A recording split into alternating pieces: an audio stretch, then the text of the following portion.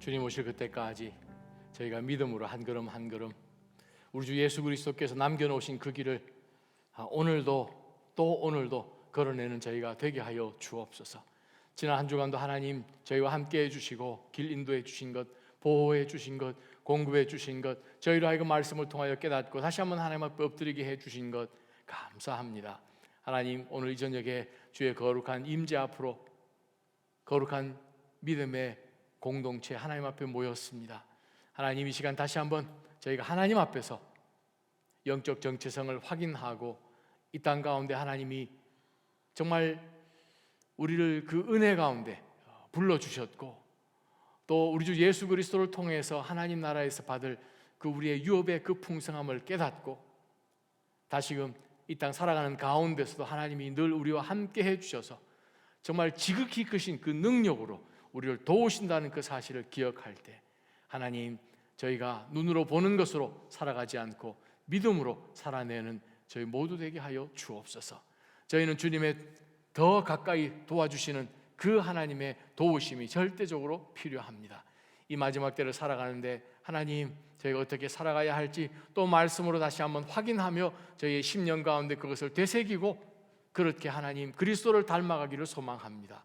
하나님, 오늘 이 밤에 성령 하나님을 통하여서 다시 한번 위로하여 주시고 또 격려하시고 다시 일으켜 주셔서 저희를 통하여 이방 모든 방백들에게까지 예수 그리스도를 우리도 예전에 그러지 몰랐던 것처럼 알지 못하는 자들에게 복음이 전달되어 가는 그러한 놀라운 통로로 저희를 계속 사용하여 주시옵소서. 찬양 가운데 말씀 가운데 또 우리의 삶 가운데 영광 받으실 예수님의 이름으로 감사하며 간절히 기도합니다. 아멘. 우리 찬양 가운데 거하시는 하나님 앞에 다시 한번 감사의 박수 올립니다. 할렐루야, 할렐루야. 네. 금요일 저녁 예배 오신 여러분들 축복하고 환영합니다. 날씨가 이제 많이 풀렸습니다, 그죠? 그래도 계속해서 우리 하나님 은혜 가운데서 정말 이 봄이 찾아오듯이 우리 신앙도 다시 한번 날개를 펴고 또 담대하게 하나님 앞에 나아가는 그러한 은혜가 우리 저희 모두에게 있기를 간절히 소망합니다. 오늘 저녁에 주신 하나님의 말씀은 요한계시록 3장 말씀입니다. 3장 14절에서 20절까지의 말씀, 우리 다 함께 자리에서 일어나셔서 함께 저와 여러분이 한 마음으로 한 목소리로 함께 하나님의 말씀 14절부터 20절까지 봤습니다. 너는 시작. 너는 라오디게아 교회의 사자에게 이렇게 써라. 아멘이시요 신실하고 참된 증인이시요 하나님의 창조의 근원이신 분이 이렇게 말씀하신다. 나는 네 행위들을 알고 있는데 너는 차지도 않고 뜨겁지도 않다. 나는 내가 차든지 뜨겁든지 하기를 바란다. 내가 이렇게 미지근해 차지도 않고 뜨겁지도 않으니 내가 너를 내 입에서 뱉어낼 것이다. 네가 말하기를 나는 부자라 풍족해 부족한 것이 하나도 없다 하나 너는 자신이 비참하고 불쌍하고 가난하고 눈멀고 벌거벗은 사람임을 알지 못한다. 그러므로 내가 네게 경고한다. 내가 풍족하게 되려면 내게서 불로 정련된 금을 사거라. 너의 벌거벗은 수치를 드러내지 않으려면 흰옷을 사서 입어라. 내가 보고 싶으면 안약을 사서 내 눈에 발라라. 나는 내가 사랑하는 사람들마다 책망하고 징계한다. 그러므로 너는 열성을 내고 회개하여라. 보라, 내가 문 앞에 서서 두드리니 누구든지 내 음성을 듣고 문을 열면 내가 들어가서 그와 함께 먹고 그는 나와 함께 먹을 것이다. 아멘. 하나님의 말씀 저희가 아멘으로 화답합니다. 주님, 저희가 이 마지막 때 어떻게 주님과 함께 친밀한 나눔 가운데 사귐 가운데 저희가 더 그리스도를 닮아가며 더 영적으로 마지막 때를 살아낼 수 있을지 성령 하나님 오늘 말씀 가운데 다시 한번 깨우침 주시고 그것이 삶 가운데 그대로 적용이 되어서 저희가 다시 한번 마음에 다짐하며 말씀의 사람으로 마지막 때를 살아내게 하여 주옵소서. 예수님의 이름으로 간절히 기도합니다. 아멘. 잘 앉아주시기 바랍니다. 계속해서 우리가 말세 시리즈라는 그런 타이틀로 하나님의 말씀을 보고 있습니다.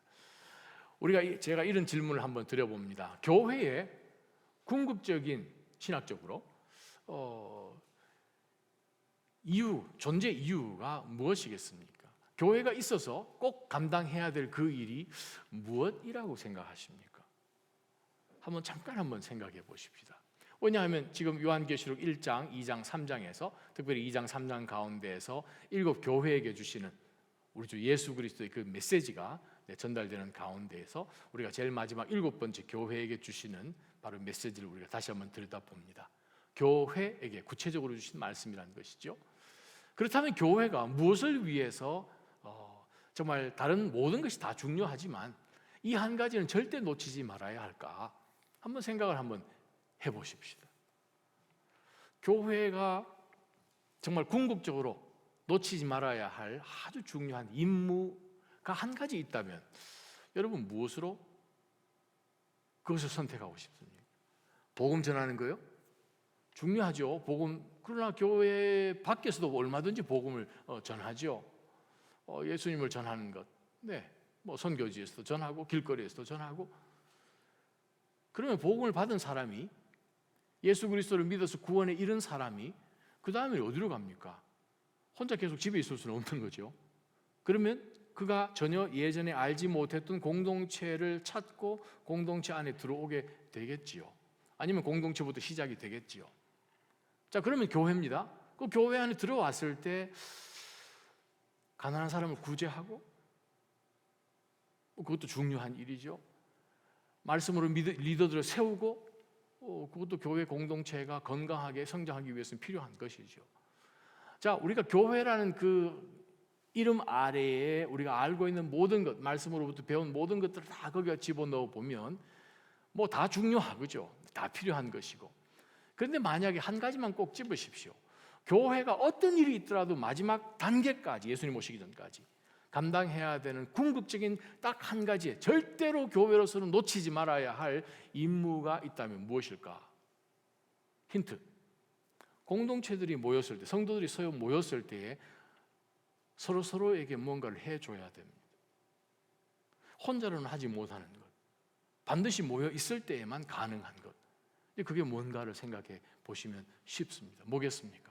서로 붙어 있음으로 예수 그리스도를 구세주로 영접하게 되어서 감사했던, 즉 주를 향한 그 열정이 식어지지 않도록 하는 것이 교회의 가장 신학적으로 궁극적인 임무이지요. 물론 다른 것도 다 중요합니다. 그러나 다른 것은 순서적으로 혹은 순차적으로 얼마든지 rearrange 할 수 있지만 교회의 어떤 부분을 보더라도 사실 교회가 절대 잃지 말아야 할 한 특성이 있다면 바로 그것은 공동체이기 때문에 예수 그리스도를 향한 열정적인 신앙, 그것을 계속 어떻게 해서든 유지할 수 있도록 해줘야 하는 것이 바로 이 공동체의 가장 중요한 임무이지요. 우리가 성경 전체를 들여다보면서 특별히 우리가 시편 42편을 보게 되면 여러분 잘 아시는, 정말 내가 여호와를 갈망합니다. 예를 들어서 어떤 짐승이 무엇을 갈망하듯이 사슴이 시냇물을 갈망하듯이, 정말 더 퍼먹어도 정말 이걸 해소할 수 없을 것 같은 그러한 영적인 이 갈증, 더 하나님을 가까이 알고 더 하나님과 깊은 사귐 가운데서 들어가서 정말 주님, 정말 이거 어떻게 주님 너무 좋아서 주님 어떻게 해버릴까요? 하는 그러한 마음, 이거 어떻게 주체를 할 수 없도록 계속해서 주를 향한 그 뜨거움이 식어지도록 하지 않는 것이 우리가 공동체 안에서 서로가 있어 줌으로 인하여 그리스도의 몸인 교회가 주님 오실 그때까지 서야 되는 가장 중요한 임무가 바로 그것입니다. 그것은 세상은 절대 이해하지 못하죠. 정말 우리를 주님께서 먼저 사랑해 주셔서 하나님, 제가 사랑을 갚아야 되는데 이거 어떻게 해야 되겠습니까? 어떻게 저 같은 사람을 구원해 주셔서, 정말 나같이 형편없는 사람을 구원해 주셔서 하나님의 자녀를 삼으셨단 말입니까? 도대체 이건 뭐 로또 맞은 것도 아니고 하나님 이게 도대체 뭡니까?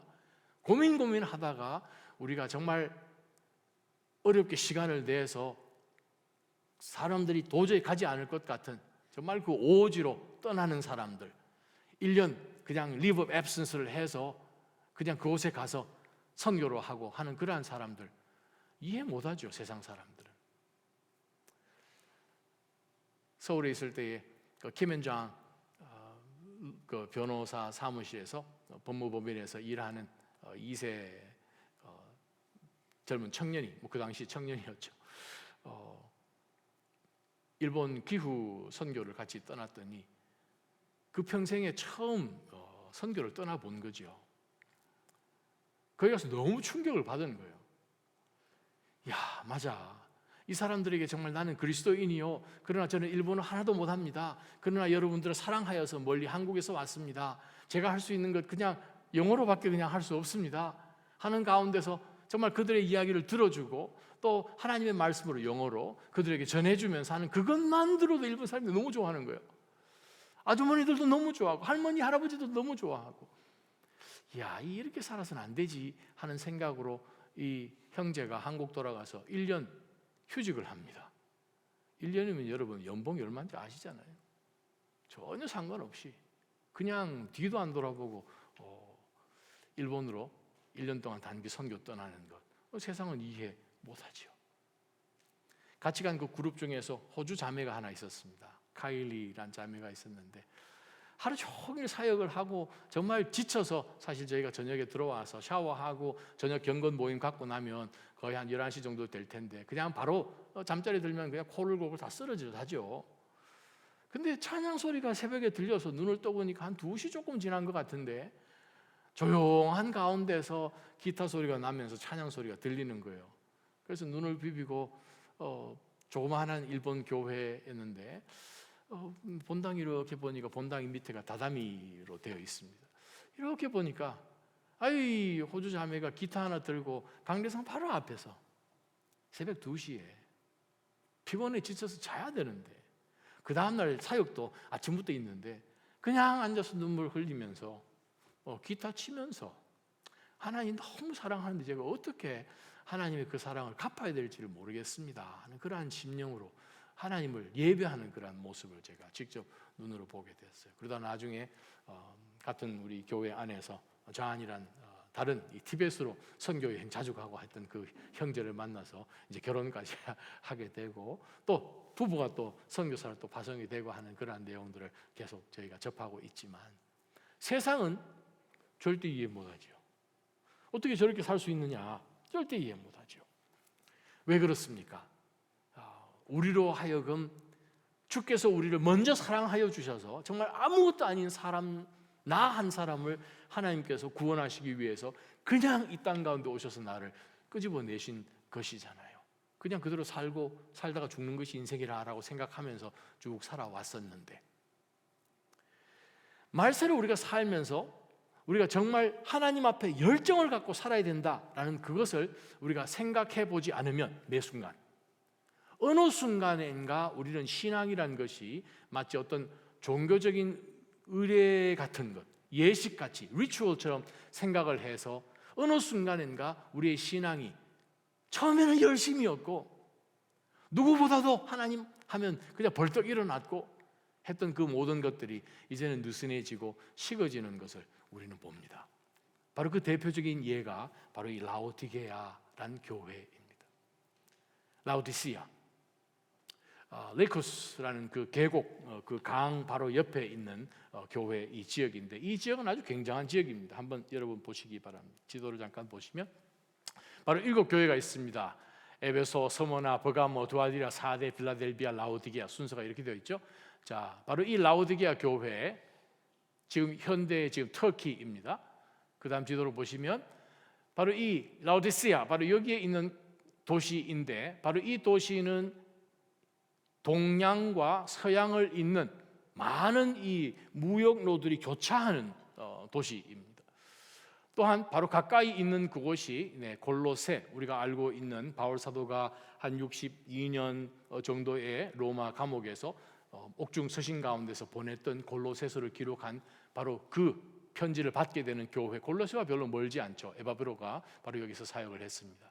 히에라폴리스도 바로 이 근처에 있죠. 바로 이 아주 중요한 두 도시 사이에 끼어 있는 이 라오디게아라는 이 도시는 바로 안티오쿠스 2세가 BC 246년에 자기 아내 이름을 따서 지은 도시가 바로 라오디게아라는 이 도시입니다. 이 도시 그 다음 지도를 보시면 오늘 우리 본문 가운데 여러분이 익숙한 차든지 뜨겁든지 바로 여기가 아주 유명한, 지금도 가시면 온천지대로 유명한 호텔들이 많은 히에라폴리스에서 뜨거운 물이 바로 이 수로를 통하여서 라오디게아로 옮겨집니다. 바로 여기 있는 콜로세는 아주 시원한 샘물이 많아서 여기서는 찬물이 라오디게아로 들어갑니다. 자, 우리가 보통 물을 마실 때 뜨거운 물을 먹든 찬물을 마죠. 보통 우리가 워터 디스펜서 그거를 이렇게 보면 콜드든지 핫이든지 있지 미지근한 물 그라는 것은 아예 표시 자체가 없잖아요. 그죠? 안에서 냉장 기능이 돌아가서 찬물이 나오든지 아니면 뜨거운 물이 나오든지, 그리고 미지근한 물 말 스페셜하다고 파는 그러한 이 가게는 없지요. 자, 이 도시는 아주 유명한 도시인 이유가 뭐 경제적으로도 굉장하죠. 또 이 지역의 특산물이 뭔가 하면 색깔이 까만 양, 근데 그 양털에서 나오는 양모, 그죠? 캐시미어 이런 것들이 아주 유명해서 전 세계로 전량 수출을 하는 정말 이 경제적으로 굉장한 도시였다는 것이죠.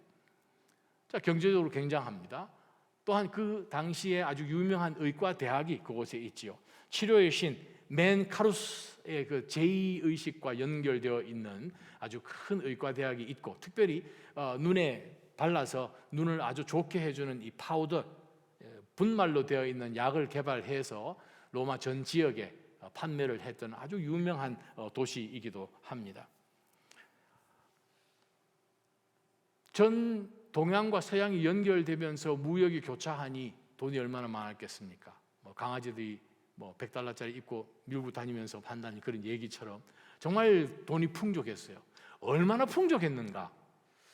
AD 17년에 AD 60년에 큰 지진이 나서 이 도시에 있는 건물 거의 대부분이 부서졌어요.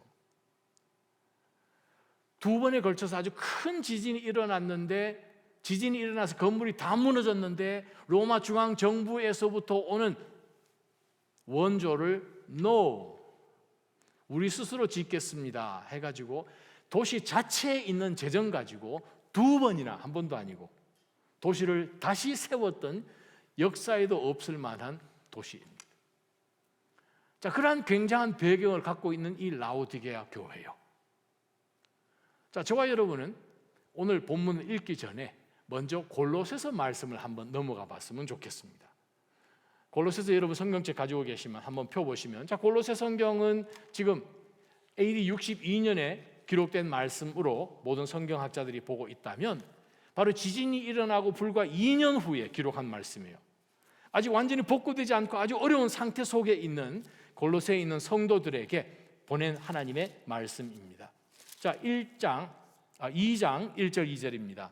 여러분과 바로 옆에 있는 라오디게아에 있는 성도들과 내 얼굴을 직접 본 적이 없는 그 성도들을 위해 내가 얼마나 수고하고 있는지 여러분이 꼭 알기를 원합니다. 2절, 그 이유는 바로 그 성도들이 마음으로 위로를 받고, 왜 위로받아야 됩니까? 우리 하나님 열심히 믿었던 것 같은데, 바울 사도를 우리가 직접 보지는 못했지만 하나님의 은혜로 이 땅 가운데 교회를 개척해서 세워지게 되고, 이 교회 가운데서 믿음의 성도들 가운데 믿음으로 신앙생활 잘한 것 같은데 얼토당토 안 하게 예의치 못했던 지진으로 인해서 모든 것 다 사라져버리고 위로받기를 원하지요. 마음으로 위로를 받고 또 그리스도의 사랑 가운데서 연합하여서 깨달음에 근거한 확실한 이해의 모든 풍성에 이르러 하나님의 비밀, 그리스도를 온전히 알게 하기 위함인 것을 바울 사도는 저들을 권면하게 됩니다. 골로새서 4장을 펴보시면 다시 한번 바로 이 라오디게아에 대한 언급이 나오지요. 15절, 16절, 17절입니다. 라오디게아에 있는 형제들과 num바와 또 그녀의 집에 있는 그 가정교회에 안부를 전해 주십시오. 여러분이 이 편지를 이 골로새에서 읽은 후에 라오디게아에 있는 교회에서도 읽을 수 있도록 편지를 전달해 주십시오. 또한 여러분도 라오디게아에서 오는 편지를 읽으십시오. 서로서로 왕래하면서 그리스도 안에 위로하라는 거지요. 17절, 그리고 아키포에게 주 안에서 받은 사역을 혹은 목회를 유의해서 완수하라고 꼭 일러주십시오. 아키포가 아마 이 라오디게아 교회의 아마 목사님이셨나 봅니다. 자, 저들에게 바울 사도가 이 골로새 성경에서, 서신에서 구체적으로 라오디게아 교회를 언급하면서 그곳에 있는 이 목사님 또한 성도들에게 꼭 위로하시고 정말 그들 가운데 격려하여서 그들이 그리스도 사랑 안에서 서로 합력하여서 더 하나님에 대한 알아가는 것이 풍성해지도록 꼭 도와주시기를 바랍니다. 편지를 했습니다. 그러고 난 다음에 오늘 우리가 요한계시록 3장을 들여다보면 2장 3장에 등장하는 7교회 가운데서 칭찬은 하나도 없고 꾸지람만 들은 교회가 라오디게아 교회입니다. 불과 30년 만에. 그러면 우리 질문을 던져야 됩니다. 무슨 일이 일어났길래 30년밖에 안 됐는데 주님 앞에 책망만 그냥 듣고 7교회 가운데서 정말 사랑이 다 식어져 버렸는가? 도대체 무슨 일이 일어났는가? 이 마지막 때에 요한계시록에 나오는 정말 이 21세기 주님 언제 오실지 모르는 이 마지막 때에 말세를 살아간다고 하면서 우리가 신앙생활 하는데 정말 우리도 알지 못하는 사이에 내 발밑에 어떤 일이 일어날 수 있다는 거예요. 내 심장 속에 어떤 일이 일어날 수 있다는 거예요.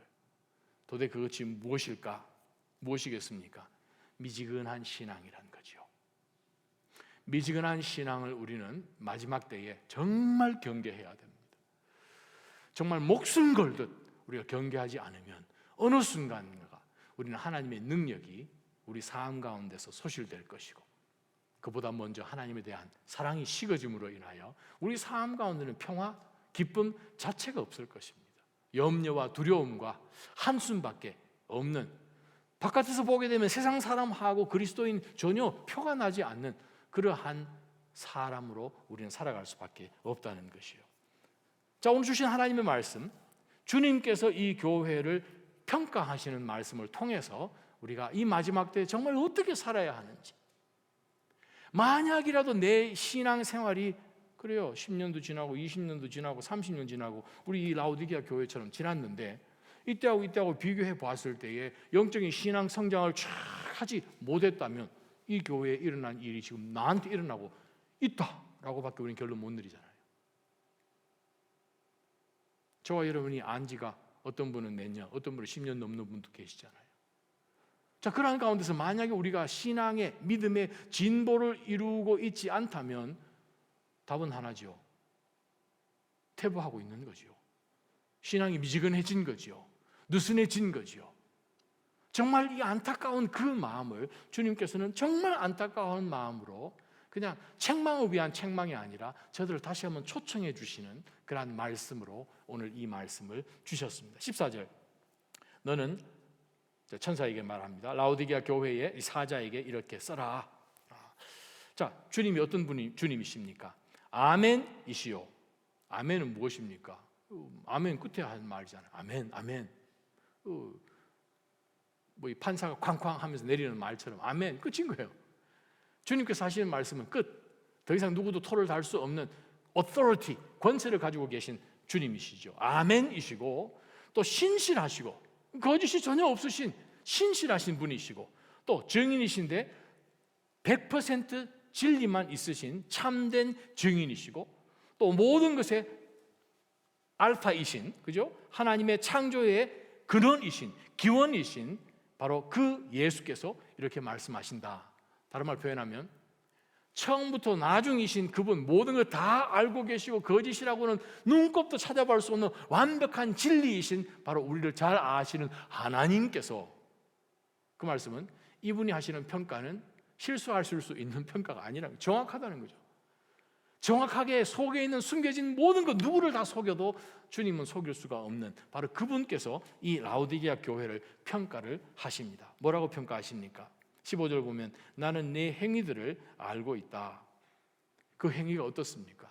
우리는 이야기할 것입니다. 하나님 아니에요. 저 정말 마음으로 하나님 사랑해요. 제가 사랑한 것 주님만 아십니다. 다른 사람은 몰라도. 그럼 주님 우리 쳐다보고 이야기하십니다. 거짓말 하지 마라. 이렇게 얘기하실 수 있다는 거예요. 하나님 저 진심은 그렇지 않아요. 하나님 다 아신다는 거예요. 저는 오늘 이 본문 앞에 목사지만 하나님 저는 목회자잖아요. 거짓말 하지 마라. 너가 목사로서 그렇게 기도를 하냐? 너가 목사로서 하나님 앞에 그렇게 엎드리고 말씀 그렇게 묵상하고 하냐? 그렇지 않은 것처럼 그냥 목사인 것처럼 성도들 앞에서 그냥 폼 잡고 있는 거 아니냐? 주님 말씀하시죠.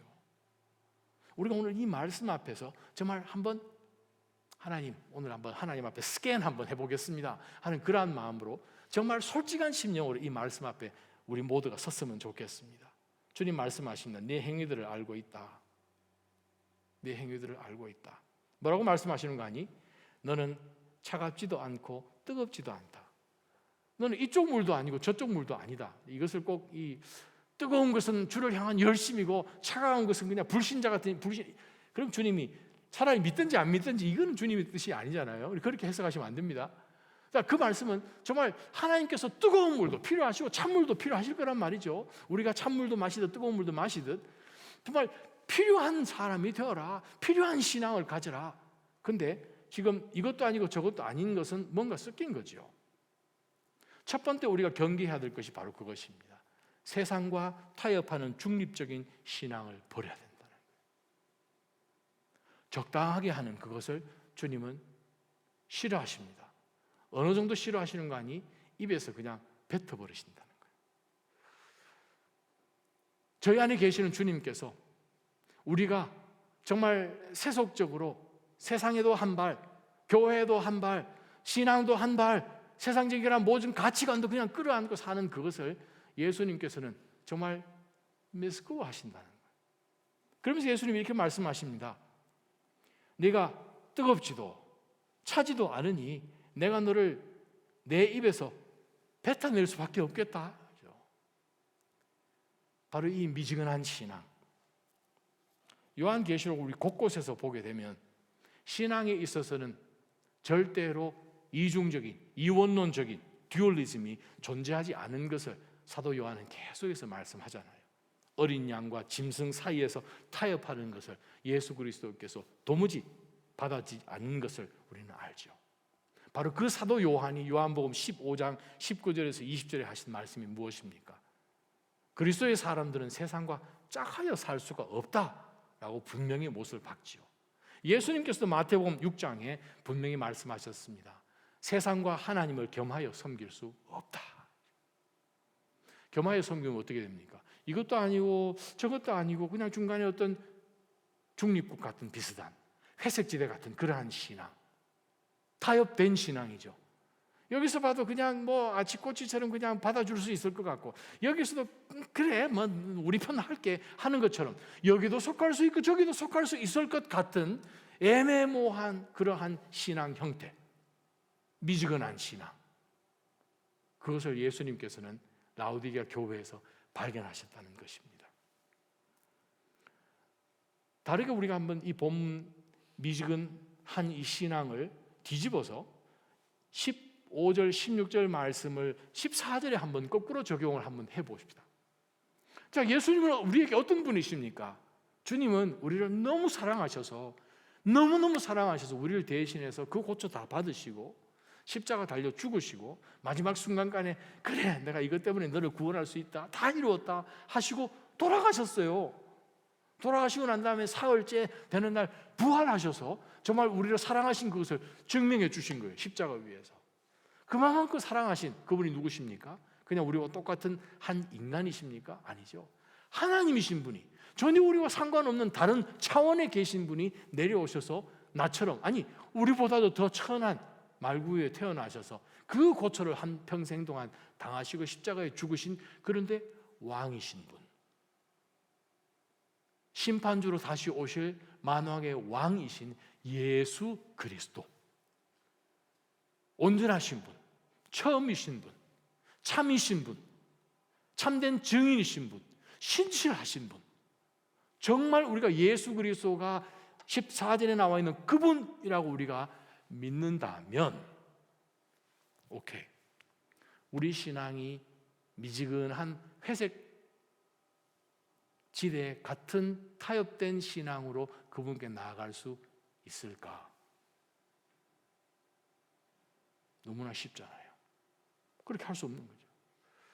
정말 주님이 나에 대한 이 엄청난 은혜와 사랑을 주시고 영원까지도 우리에게 유업으로 주셨다면 우리는 그분께 우리는 반심하는 그러한 마음으로 절대 나갈 수가 없는 것이지요. 아마 바울 사도로부터 골로새 성경 서신을 받고 그 서신이 라오디게아까지 연결되어 전달되어서 그 성도들이 또 서서 그 말씀을 읽어봤겠죠. 그러면서 그래 우리 열심히 살자라고 그냥 으쌰으쌰 했는데 바로 그 세대가 30년 지나서 이제 아마 중년을 지나갔는지도 모르겠습니다. 아마 노년 시대에 이르렀는지도 모르겠습니다. 30년 지났으니까. 그러한 가운데 자신의 삶을 탁 돌아보았더니 예수님께서 미지근하다는 거예요. 저희가 이번 페루에서 며칠 동안 묵었던 우리 선교 센터가 어디 위에 지어졌는고 하니 약간 웅덩이 같은 물이 고여져 있는 그곳에 주변은 약간 분지처럼 되어 있어서 약간 속 들어가 있는 그곳에 선교 센터가 지어져 있습니다. 자, 그 밑이 이제 강물이 이렇게 생겨서 줄줄 그냥 흘러가는 그런 물이라면 참 좋겠죠. 근데 그렇지 않고 약간 고여 있는 물이라면 이제 문제는 어떻게 됩니까? 그 밑에 누가 살게 해요? 모기가 살죠. 고여 있으니까 이끼가 끼겠지요. 그렇습니다. 우리의 신앙이 정말 주를 향하여서 뜨겁지 않으면 시간은 흘러서 머리는 커지고 그러다 보니 성경적인 교회적인 기독교적인 그러한 용어들은 입에 이제 너무 익숙해져서 대화를 나눠보면 정말 그럴싸하게 그냥 천산유수처럼 그 입술 가운데서 교회 이야기며 성경 이야기며 줄줄 나오는데 가만히 들여다보면 거기에 온도가 없을 수 있다는 거예요. 열심이 없을 수 있다는 거예요. 진정성이 없을 수 있다는 거예요. 어느 순간인가 우리 마음 가운데서 아멘 아멘 하는 것들이 있었는데 어느 순간인가 그 시점이 지나고 난 다음에는 그냥 우리 마음이 그냥 굳어져서 밋밋해져서 바로 열성을 잃어버린 것을 오늘 이 라오디게아 교회에서 불과 30년 만에 우리는 발견합니다. 우리가 2주 후면 저희 교회 7주년 기념 예배로 하나님 앞에 부활절과 함께 드리겠지요. 7주년 지났습니다. 첫 해보다도 7배만큼 내 신앙이 뜨거워졌는지를 하나님께서는 보기를 원하시겠죠. 바로 그것이 하나님 앞에서 영적으로 부응한 것 아니겠습니까? 그리스도를 더 열심히 닮아가려고 하는 그것. 다시 한번 우리 삶을 오늘 이 말씀 가운데 들여다보면서 우리가 정말 세상과 어떻게 타협되어서 중립적인 그러한 신앙, 뜨뜻미지근한 그러한 신앙을 우리가 타파하고 어떻게 보면 정말 상식을 넘어선 그러한 열심으로 열정적인 그러한 믿음으로 주님 앞에 나아가기를 간절히 소망합니다. 두 번째 말씀이요. 17절, 18절, 19절 보십시다. 자, 예수님께서 이 라오디게아 교회를 계속 평가하시는데 두 번째 이렇게 평가하십니다. 내가 말하기를 나는 부자라 풍족해서 부족한 것이 하나도 없다. 왜냐하면 이 여러 그냥 통상 길들이 다 연결되어 있어서 상업 중심지요, 교육 중심지요, 이 수출도 잘해서 그냥 경제적인 것도 아주 유명해지고 명성도 얻고 정말 모두가 이 라오디게아에 좀 살았으면라고 생각할 정도로 정말 명성 있는 그런 도시라는 거죠. 어디 가서 보스턴에서 왔습니다. 여러분 이 재미난 걸 발견하는데 뉴욕도 그렇긴 하지만 당신 어디서 왔습니까 하면 from US라고 이야기하는 사람보다도 from Boston이라고 얘기하는 사람이 더 많아요. 희한하죠. 마치 보스턴이 US만큼 높아질 거예요. 보스턴이라는 굉장한 그런 자부심이 예를 들어 덴버에서 왔습니다. 별로 LA 개난 소나 다 LA에서 온다 그런 사람 생각하지 않습니까? 보스턴 그러면 그렇게 생각합니다. 그래요. 누구나 여기서 살고 싶은 이 라오디게아 같은 그러한 교회. 자, 우리는 이야기합니다. 우리 풍족한 거요. 부족한 것도 없어요. 다 있어요. 그런데 스스로는 그렇게 생각을 하는데 예수님이 이렇게 말씀하십니다. 너는 풍족해서 부족한 것이 하나도 없다라고 하는데 너는 자신이 이러이러한 것을 알지 못한다는 거예요. 뭘 알지 못하는가? 비참하고 불쌍하고 가난하고 눈멀고 벌거벗은 사람임을 알지 못한다. 다른 말 표현하면 스스로 속고 있다라는 뜻입니다. 왜 스스로 속고 있을까요? 지금 이 사람들은 스스로 풍족하다고 생각하는데 뭐가 잘못돼서 이 라오디게아 사람들은, 라오디게아 성도들은 스스로 속고 자기 자신에 대해서 지금 전혀 알지 못하고 있을까요? 아마 그들이 영원한 것보다는 이 땅에 속해 있는 것에 올인하면서 아마 사나 봅니다. 어떻게 하는가? 예수님께서 그 다음에 주신 말씀에서 우리가 발견할 수 있죠. 어떻게 하면 우리의 이 비참하고 불쌍하고 가난하고 눈멀고 벌거벗은 것을 고칠 수 있을까요? 라고 생각을 했겠죠. 예수님이 이렇게 말씀하셨으니. 그래서 예수님이 해답을 주시기를 18절에 그러므로 내가 네게 경고한다, 권면한다, 고쳐라 라고 말씀하시면서 네가 풍족해지려면 이 양털을 많이 팔아서, 스웨터를 많이 팔아서, 혹은 이 안약을 많이 팔아서, 교육을 많이 해서, 그렇게 해서 풍족해지는 것이 아니라 내게서 주님이 준비하신, 주님이 불로 태워주신, 주님이 정련하여서 어프로브한 금을 사라는 거예요. 자, 우리 고린도서 3장 4장에 보게 되면 주님의 그 심판 날이 되면 불로서 모든 것을, 공력들을 다 태워서 무엇이 남았는지를 보지 않습니까? 남은 것 보고 그 공력에 따라서 주님은 상을 주신다라고 분명히 말씀을 하십니다. 자, 그런 가운데서 예수님 말씀하시기를 나로부터 내가 불로 정련한 refined gold를 사라는 거예요. 다른 말 표현하면 우리 골드 많아요. 세상에 우리 모든 무역을 해서 우리 골드 많아요 한데 주님께서 말씀하신 그 골드는 천국에서는 쓸 수 없는 골드거든 말이죠. 하나님이 보시는 골드는 그것이 아니거든. 그건 맥기거든 이 말이잖아요. 지금 플레이트한 거, 도금한 거, 가짜란 것이죠. 다른 말로 바꿔서 말씀하면 영원한 가치에 올인하고 있는 것을 주님은 보고 싶어 하시는데 우리는 그 옛날의 라오디게아 교회처럼 모든 것이 있을 것 같고 정말 우리 보스턴 출신입니다 하면 좀 어깨가 으쓱할 것 같은 그러한 이 도시에 살면서 우리 뭐 그냥 웬만한 거 다 있어요 할 때 주님이 말씀하십니다. 아니 내가 찾는 것이 하나도 없어서 너 안 부끄럽니? 벌거벗고 있고 불쌍하고 가련하고 눈벌고 정말 수치스러운 것을 왜 너는 모르냐? 라고 예수님께서 우리에게 말씀하실 수 있다는 거지요. 윌리엄 바클레이가 이런 이야기를 합니다. 유명한 영국의 성경학자죠. 라오디게아 성도들은 열정적인 신앙 생활보다 점잖고 도덕적인 신앙을 추구했기에 예수님께 책망받았을 것이다. 우리가 신앙생활 하는데 너무 점잖게 하는 거예요. 의식적으로 남들을 의식하며. 그런데 주님은 의식을 안 하는 그게 문제죠.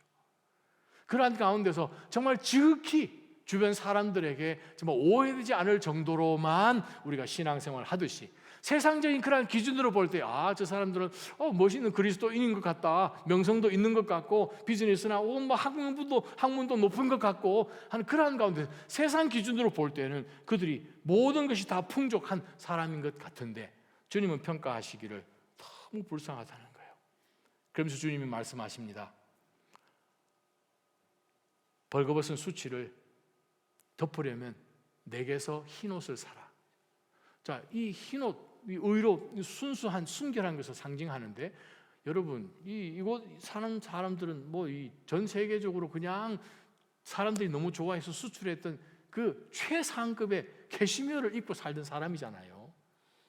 그런데 예수님 말씀하십니다. 내게서 흰옷을 사라. 주님이 보시는 흰옷이 무엇입니까? 저들은 내 스스로 의롭다라고 그냥 애헴하는 신앙으로 저들이 다라고 생각을 했는데 예수님 말씀하십니다. 너 자신 스스로 속이는 거짓된 자기 의의 옷을 벗어버리고 제발 흰옷을 주님께서 주시는 주님 저는 죄인입니다. 주님께서 나를 덮어주십시오. 주님 외에는 저를 정말 덮어주실 그것이 하나도 없습니다. 저의 모든 부끄러움을 주님으로 의로 덮어주십시오 하는 그 흰옷을 너는 입어야 되겠다 라고 주님은 말씀하고 계십니다. 그러면서 예수님 또 말씀하십니다. 너 다 보고 사는 것 같지?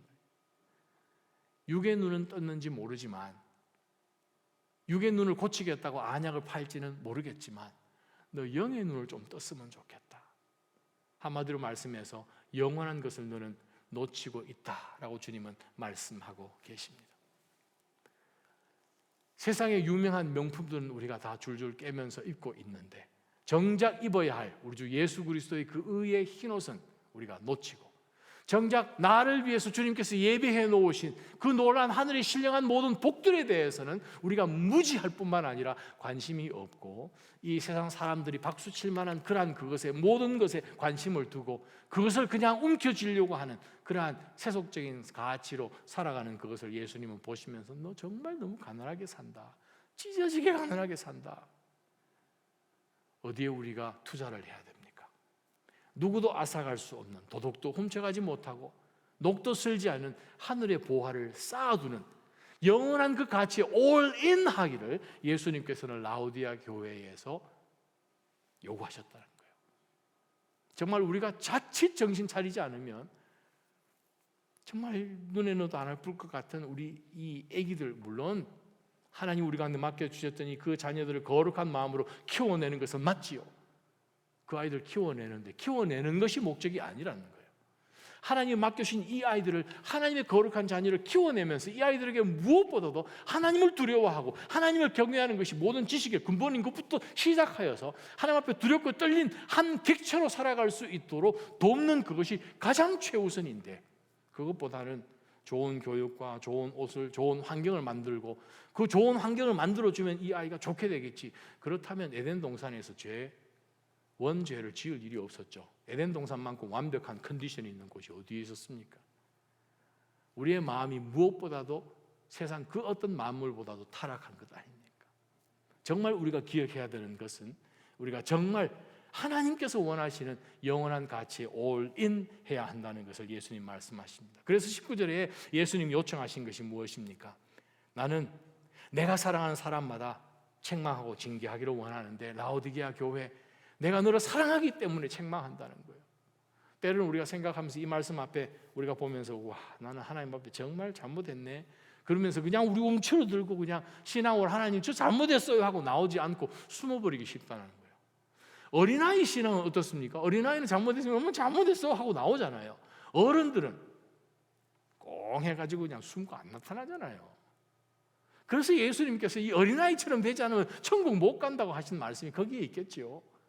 저는 이 메시지를 우리가 다 함께 받을 때에 정말 순수한 어린아이의 마음으로 주님께서 왜 이렇게 신랄하게 책망을 하시는지를 우리가 깨닫고 다시 한번 하나님이 나를 사랑하셔서 나의 현 시점을, 상태를 다 말씀해 주시니 내가 다시 한번 정신 차려야겠다 하는 그러한 마음으로 다시 한번 주님 앞에 엎드리며 믿음으로 나오기를 간절히 소망합니다. 절대로 우리 스스로 속지 마시기를, 우리 스스로 속이지 마시기를 주님의 이름으로 축원합니다. 정말 우리가 하나님 앞에 칭찬 받으려면 영원한 것에, 영원한 가치에 올인 해야 됩니다. 어떻게 하면 좋습니까? 예수님이 19장 말씀하신 것처럼 19절 끝에 너는 좀 뜨거워져라, 너는 열성을 내고 회개하여라. 저는 사랑하는 모든 믿음의 성도님들이 더욱더 그리스도로 향하여 더욱더 뜨거워지기를 주님의 이름으로 간절히 소원합니다. 열성을 내시기를 축원합니다. 뭐든지 주의 일에 더욱 힘쓰는 자가 되기를 주님의 이름으로 간절히 소망합니다. 여러분, 바울 사도가 부활에 대한 메시지를 고린도전서 15장의 그 긴 장에, 우리가 부활장이라고 부르는 바로 그 15장의 메시지를 아주 강력하게 전하고 난 다음에 제일 마지막 무슨 말씀으로 결론 맺은지 아시잖아요. 그러므로 너희는 더욱더 주의 일에 힘쓰는 자가. 왜요? 부활의 능력이 우리 가운데 이미 주셨지 않습니까? 부활의 능력을 우리 가운데 허락해 주셨기 때문에 저와 여러분이 솔직하게 오늘 이 19절 말씀처럼 주님, 제가 지금까지 정말 흐리멍덩하게 신앙생활을 했습니다. 뜨겁든지 차든지 해야 되는데 미지근했습니다. 이제는 하나님 정말 아싸 하고 다시 한번 열심히 해보겠습니다. 하지 마세요. 그거 우리 못해요. 저도 해봤습니다. 못해요. 작심삼일이잖아요. 그런데 우리 안에 계신 성령 하나님 계시다는 거예요. 성령 하나님께 주님 도와주십시오. 저 다시 한번 결심하며 주님을 기쁘시게 해드리는 삶을 한번 살아야 안 되겠습니까? 남은 생이 얼마 되지도 않은데 한 번밖에 살지 못하는 인생, 이렇게 한번 깨닫도록 주님께서 사랑하셔서 책망해 주신다면 하나님 이제라도 돌이키게 해주시고, 이제라도 회개하게 해주시고, 이제라도 열성을 갖고 주님을 더 사랑해 보았으면 좋겠습니다. 그렇게 결단하며 나가시기를 축원합니다. 세 번째 말씀이요, 20절 말씀 보라, 내가 문 앞에 서서 두드리니 누구든지 내 음성을 듣고 문을 열면 내가 들어가서 그와 함께 먹고 그는 나와 함께 먹으리라. 궁극적으로 우리가 어떻게 그럼 해야 되는가? 20절에 나온 말씀처럼 예수 그리스도를 내 안에 진짜로 모셔드려야 되죠. 우리가 보통 이 요한계시록 3장 20절 말씀을 우리가 암송하면서 마치 이것이 예수님께서 안 믿는 사람들에게 구원하려고 문 앞에 서서 그냥 문 두드리는 것으로 많은 인용을 하는데, 그것은 본문 컨텍스트 상에서 그렇지 않습니다. 3장 20절 말씀은 믿는 사람들에게 주신 메시지예요. 라오디게아 교회에게 주신 메시지예요. 비록 저들 10년 가운데 신앙이 많이 식어져 있지만 그래도 하나님께서 사랑하시는 하나님의 백성들에게 주신 메시지라고 생각하고 다시 한번 읽어보십시다. 20절에 보라, 라오디게아 이 뜨뜻미지근해진 이 신앙 생활하는 자들아, 내가 네 마음 문 앞에 서서 지금도 두드리고 있다. 우리로 하여금 다시 한번 이 하나님을 향한 그 열정이 불타오르기 위해서는 어떻게 해야 되는가? 스폴전 목사님 이렇게 이야기하십니다. 예수님과 멋진 식사를 하는 것 외에 미지근한 신앙을 고칠 약은 없다. 이게 얼마나 멋있는 말씀입니까? 정말 영국을 대표하는 최고의 정말 이 목사님, 그죠? 스폴전 목사님이 예수님과 멋진 식사를 하는 것 외에 우리의 미지근한 신앙을 고칠 약이 없다는 거예요. 우리가 정말 사랑하는 주님, 그러나 온전히 우리가 주님을 사랑하지 못하지만 우리가 사랑하는 주님, 우리가 원하는 그 삶의 중심 속으로 쑥 들어오셔야 되는데 아직까지 우리가 주님보다 솔직하게 더 좋아하는 것이 많아서 그냥 가까이 두고 관심 두고 시간 보내고 그냥 비교해보고 하는 그러한 모든 것 다 보다도 예수님을 더 우리 안으로 쑥 들어오게 해서 주님이 나와 함께 먹고 주님이 나와 함께 마시는 바로 그 친밀한 교제, 그것이 우리로 하여금 다시 한번 열정, 신앙의 뜨거움을 회복시키는 것을 예수님이 처방해 주셨습니다. 저는 이러한 열정을 갖고 다시 한번 주님과 함께 더욱더 가까워지는 그러한 우리 모든 믿음의 성도들이 되시기를 주님의 이름으로 축원합니다. 우리의 신앙 여러분 보실 때 어떻습니까? 스스로 뜨거우신가요? 아주 그냥 시즐링 하고 있습니까? 아니면 그냥 뭐 냉랭한 것 같이 그래도 신앙은 쿨하게 해야지 하는 것처럼 그냥 점잖게 신앙을 생활하고 계십니까? 주님이 보시는 그 신앙은 열정적인 신앙입니다. 어떤 글을 읽어보니 이런 글이 있습니다. 주님, 저에게 주님 너무 직설적으로 솔직하게 말씀하시니 제가 좀 거시기 합니다. 맞는 말씀이긴 한데 좀 칼로 도려내는 것처럼 좀 아프네요. 그런데 주님 틀린 말씀은 없어요. 주님이 말씀하십니다. 그럼 솔직하게 내가 말 안 했으면 좋겠냐? 했더니 아니요, 그런 건 아닙니다. 좀 완곡하게 좀 표현을 하시면 더 좋겠다라고 생각할 뿐입니다. 뭐 길을 잃은 양이라든지 아니면 좀 야, 너 밭에 잡초가 좀 많다 뭐 이런 식으로 좀 부드럽게 표현하시면 안 되겠습니까? 예수님 말씀하시는데 얘야, 한 가지 알아둘 것이 있다. 그냥 소셜한 그런 표현은, 예를 차리는 표현은 너에게 전혀 도움이 되지 않는다. 네 안에 아픈 것이 있다면 내가 너에게 너 지금 여기 아픈 부분이거든, 도려내야 되는 부분이거든 이라고 진실을 말해줘야 되지 않겠냐.